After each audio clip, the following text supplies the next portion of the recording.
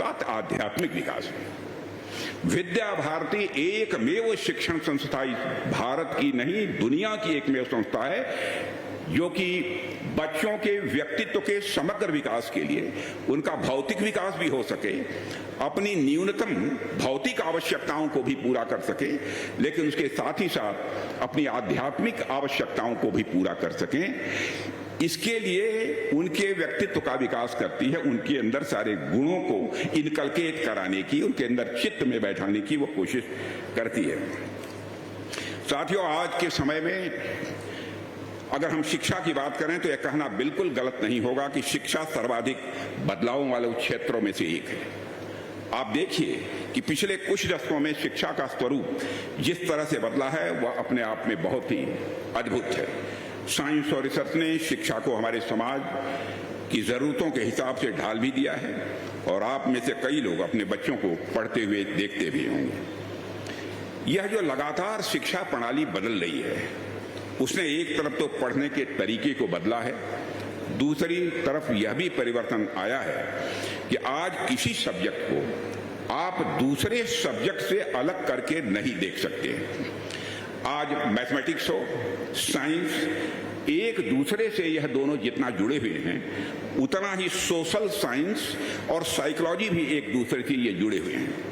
जैसे आज हमारा बच्चा यह पढ़ता है कि महाराणा प्रताप महान थे, तो यह केवल एक ऐतिहासिक तथ्य नहीं है, यह केवल एक हिस्टोरिकल फैक्ट भर नहीं है, यह बच्चे की मानसिकता के ऊपर भी असर डालता है कि महाराणा प्रताप कैसे थे। अगर हमारा बच्चा बचपन से ही मानसिक रूप से मजबूत है, अगर उसके अच्छे संस्कार दिए जा रहे हैं, तो यह स्वाभाविक सी बात है कि उसकी भारत के इतिहास में, भारत की संस्कृति में स्वाभाविक रूप से उसकी रुचि बढ़ेगी। मेरे कहने का मतलब है कि आज कोई भी सब्जेक्ट एक दूसरे से अलग नहीं है, हर सब्जेक्ट एक दूसरे से लिंक्ड है, जुड़ा है और एक दूसरे पर निर्भर है। साथियों, मैं कभी कभी यह सोचता हूं कि हमारे जमाने की पढ़ाई और आज की पढ़ाई में कितना अंतर आ गया है। पहले हम लोग स्कूल जाते थे, मैं भी गांव के प्राइमरी स्कूल में पढ़ा हूं, किसी पब्लिक स्कूल में नहीं पढ़ा हूं, तो उनकी उस समय जो किताबें होती थी उनकी प्रिंटिंग भी बहुत अच्छी नहीं हुआ करती थी, यह भी मैंने देखा था।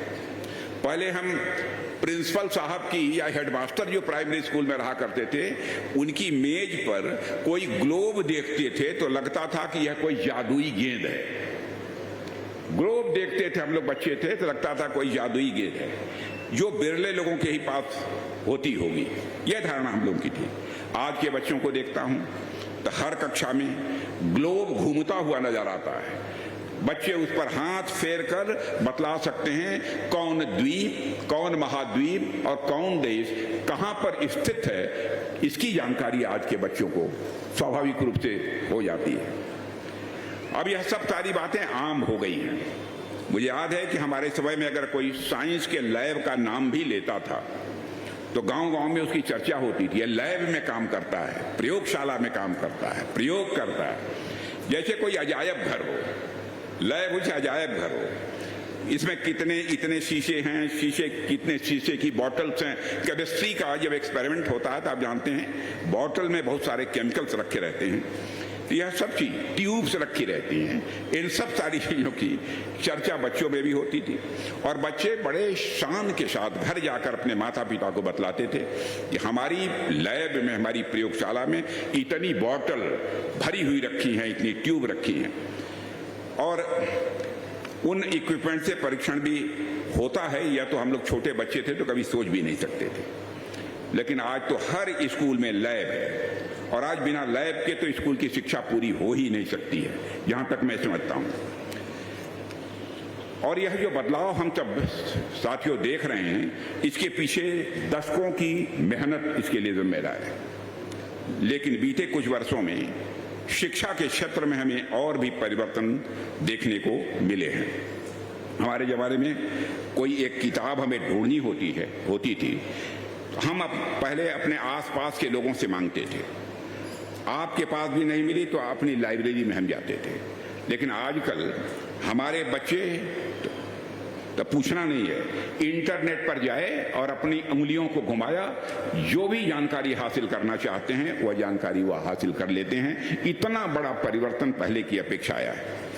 तो मैं इस मौके पर हम सबके लोकप्रिय प्रधानमंत्री मोदी जी का आभार व्यक्त करना चाहता हूं कि उन्होंने शिक्षा के क्षेत्र में सुधार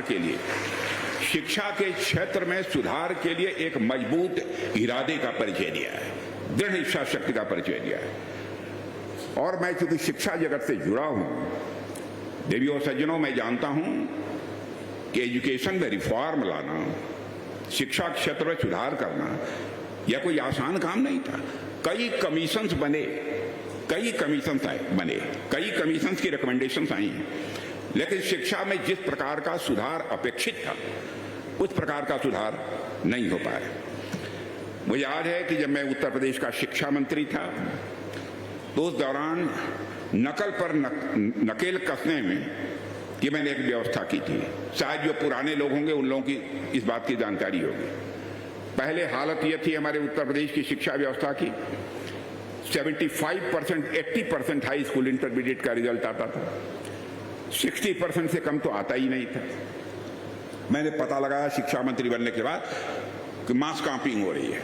मैंने कानून लाया उस समय, और कानून लागू करने के बाद आपको जानकर आश्चर्य होगा 14.2% जो है रिजल्ट उस समय आया था। लेकिन राजनीति तो राजनीति है। मैं उस समय चुनाव लड़ा विधानसभा का, तो लोगों ने मुझे हरा दिया कि हमारे बच्चों के पास नहीं होने दिया। लेकिन दूसरे पार्टी के एक नेता है और उन्होंने कहा कि मैं आते ही, मुख्यमंत्री बनते ही इस कानून को समाप्त कर दूंगा। और आपको आश्चर्य होगा, बम्पर वोटों से वह जीत गए। क्या आवश्यक नहीं है कि विद्या भारती जैसी शिक्षण संस्थाएं ऐसे व्यक्तियों का निर्माण करें जो समाज हित में सोचें, देश हित में सोचें। और मैं समझता हूं इस भूमिका को कोई निभा सकता है तो विद्या भारती ही निभा सकती है। और मुझे गर्व होता है जब मैं देखता हूं कि आज के बच्चे छोटी सी मशीन से मोबाइल तक एक ऐप से पूरी दुनिया की जानकारी पा लेते हैं। और हम लोगों के जमाने में तो विज्ञान का मतलब ब्लैक बोर्ड होता था। ब्लैक बोर्ड पर बने जो चित्र हम लोगों को दिखाए जाते थे साइंस में, यह ऑपरेटस ऐसा होता है, यह मॉलिक्यूल्स ऐसे होते हैं, यह चित्र बनाकर दिखाया जाता है। लेकिन आजकल के बच्चे तो ग्रह नक्षत्रों की चाल कैसी होती है, ग्रह नक्षत्र किस स्पीड से चारों तरफ घूम रहे हैं, इसकी भी जानकारी। और चलिए